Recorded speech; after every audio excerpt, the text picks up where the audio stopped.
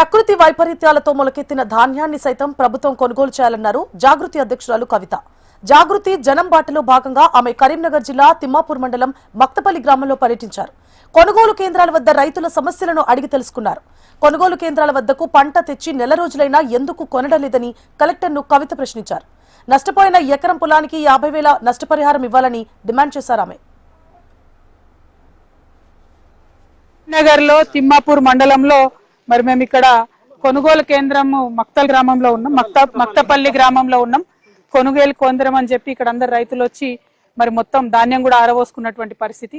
నిన్న రాత్రి పడ్డ వానకైతే మొత్తం ధాన్యం నీళ్ళలో కొట్టుకపోతుంటే చాట్లతోని పాపం ఎత్తిపోసుకున్నటువంటి దృశ్యాలన్నీ చూసినాం. ఇప్పటిదాకా చాలా దారుణంగా ఉంది, బాధాకరమైన పరిస్థితి.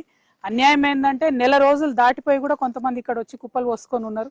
ఇంతవరకు ఐకేపీ కొనుగోలు సెంటర్ పెట్టలేదు. ఈ లోపల ప్రకృతి వైపరీత్యం, వర్షాలు బీభత్సం సృష్టించినాయి. మరి దీనివల్ల ఇంకా కూడా నష్టపోయేటటువంటి పరిస్థితి ఉంది. ఆల్రెడీ చాలా చోట్ల వడ్లు మొలకలు వస్తున్నటువంటి పరిస్థితి ఉంది. దారుణంగా తడిసిపోయింది ధాన్యం. మరి ఇటువంటి సందర్భంలో మిల్లర్లు అనేకమైన కండిషన్లు పెడుతున్నారు. మాయిస్చర్ కంటెంట్ 17 కన్నా తక్కువ ఉండాలంటే అది సాధ్యపడే పరిస్థితి లేదు. ఒక పక్క మొంతా తుఫాన్ వచ్చింది. ఆ తుఫాన్ వల్ల బాగా పెద్ద ఎత్తున వర్ష బీభత్సం జరుగుతుంది. మేము ప్రభుత్వాన్ని డిమాండ్ చేస్తా ఉన్నాం. ముఖ్యంగా పమేలా సత్పతి గారు, మరి ఇక్కడ కలెక్టర్ గారు ఎవరైతే ఉన్నారో ఆమెను డిమాండ్ చేస్తా ఉన్నాం. నెల రోజులు దాటిపోయింది, ఇంతవరకు కొనుగోలు కేంద్రాలు ఎందుకు ఓపెన్ కాలేదని ప్రశ్నిస్తా ఉన్నాం. ఖచ్చితంగా కొనుగోలు కేంద్రాలు వెంటనే ప్రారంభించాలి. అసలు రైతులు యాక్చువల్గా కోరేది ఏంటంటే ఐకేపీ మధ్యలో వద్దు, మిల్లర్లకు మీరు అవకాశం ఇవ్వండి, చక్కగా మేము ఇడికెళ్ళి తీసుకుపోతాం, వాళ్ళ దగ్గరనే బస్తాలు దించుతామని చెప్తారు. ఎందుకంటే మళ్ళా మధ్యలో ఒక దగ్గర దింపడం, ఎండబెట్టడం, మళ్ళీ ట్రాక్టర్లకు ఎక్కేయడం అంటే వాళ్ళకి అదనపు ఖర్చు కూలీలకు కానీ బ్యాగ్లలో నింపడానికి కానీ చాలా దారుణంగా అవుతుంది. కాబట్టి డైరెక్ట్ మిల్లర్లకు మీరు ఆదేశాలు ఇవ్వండి.